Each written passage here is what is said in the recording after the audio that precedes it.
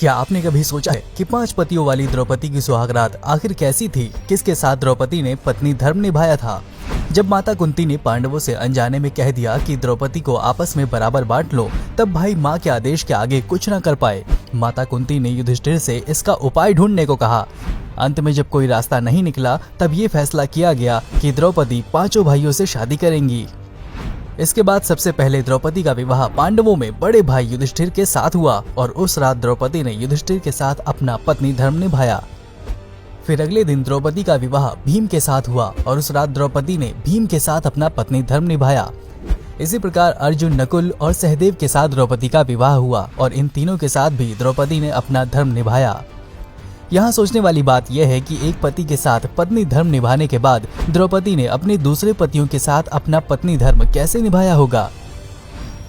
आपको बता दें, द्रौपदी को उनके पूर्व जन्म में भगवान शिव ने वरदान दिया था कि वो अगले जन्म में 5 लोगों से शादी करेंगी। इसी वरदान के साथ उन्हें ये भी वरदान मिला था कि वो रोज कन्या भाव की प्राप्ति करेंगी। इसलिए द्रौपदी अपने 5 पतियों को कन्या भाव में ही प्राप्त हुई थी। लेकिन संतान प्राप्ति के लिए भगवान कृष्ण ने ये सुझाव दिया कि हर साल द्रौपदी एक ही पांडव के साथ अपना समय बिताया करेंगी और जिस समय द्रौपदी अपने कमरे में किसी एक पांडव के साथ अपना समय बिता रही होंगी, तब वहाँ कोई दूसरा पांडव नहीं जाया करेगा और कक्ष में जाने से पहले पांडव कमरे के बाहर अपनी पादुकाएं बाहर उतार के जाएंगे, ताकि बाकियों को पता चल सके कि एक पांडव अंदर है। लेकिन क्या आप जानते हैं, श्री कृष्ण के बनाए नियमों के बावजूद भी एक बार अर्जुन के कक्ष में रहते हुए भीम अंदर चले गए थे और द्रौपदी को शर्मिंदगी का सामना करना पड़ा था। एक बार जब अर्जुन अपनी पादुकाएं दरवाजे के बाहर उतारकर द्रौपदी के साथ प्रेम प्रसंग में लीन थे, तभी वहां पर एक कुत्ता आया और खेल खेल में उसने अर्जुन की पादुकाएं उठा ली और पास के जंगल में जाकर उसके साथ खेलने लगा। तभी भीम अपने कक्ष की तरफ जा रहे थे।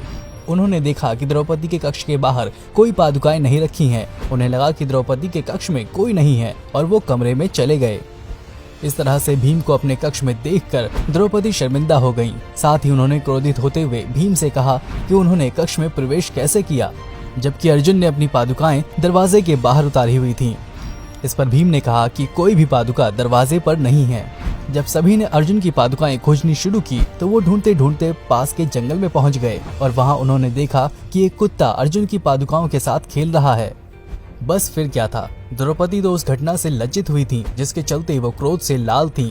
उन्होंने तभी कुत्ते को श्राप दे दिया। उन्होंने कहा कि जैसे आज मुझे किसी ने नजदीकियां बनाते देखा, ठीक उसी तरह तुम्हें सारी दुनिया नजदीकियां बनाते देखेगी। मान्यताओं की माने तो ऐसा कहा जाता है कि उसी समय से कुत्ते नजदीकियां बनाते समय किसी तरह की शर्म की चिंता नहीं करते हैं।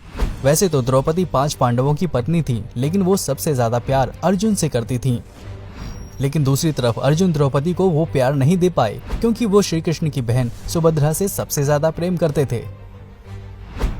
एक बार पांडवों के निर्वासन के 12वें साल के दौरान द्रौपदी ने एक पेड़ पर पके हुए सेब को देखा। द्रौपदी ने तुरंत ही इसे तोड़ लिया। तभी वहां भगवान श्री कृष्ण पहुंच गए। भगवान श्री कृष्ण ने बताया कि इसी फल से एक साधु अपने 12 साल का उपवास तोड़ने वाले थे। द्रौपदी ने फल तोड़ लिया था, जिससे पांडव साधु के कोप का शिकार हो सकते थे।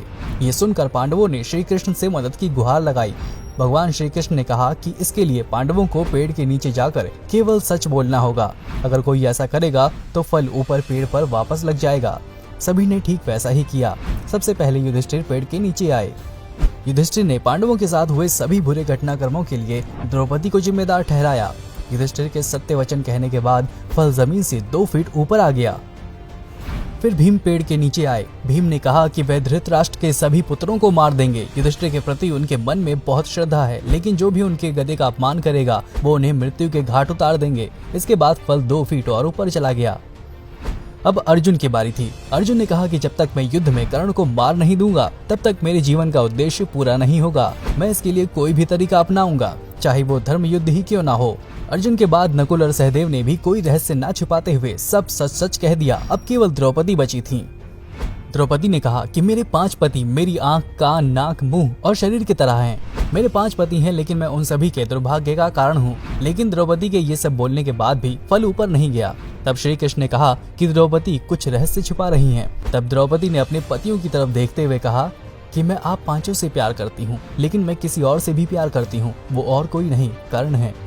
जाति की वजह से उनसे विवाह नहीं करने का मुझे अब पछतावा होता है। अगर मैंने कर्ण से विवाह किया होता तो शायद मुझे इतने दुख नहीं झेलने पड़ते, तब शायद मुझे इस तरह के कड़वे अनुभवों से होकर नहीं गुजरना पड़ता। ये सुनकर पांचों पांडव हैरान रह गए। द्रौपदी के सारे रहस्य खोलने के बाद फल वापस पेड़ पर पहुंच गया। इस घटना के बाद से पांडवों को यह एहसास हुआ कि 5 बहादुर पतियों के होने के बावजूद वो अपनी पत्नी की जरूरत के समय रक्षा करने नहीं पहुंचे। जब द्रौपदी को उनकी सबसे ज्यादा जरूरत थी तो वे कभी उनके साथ खड़े नहीं हुए।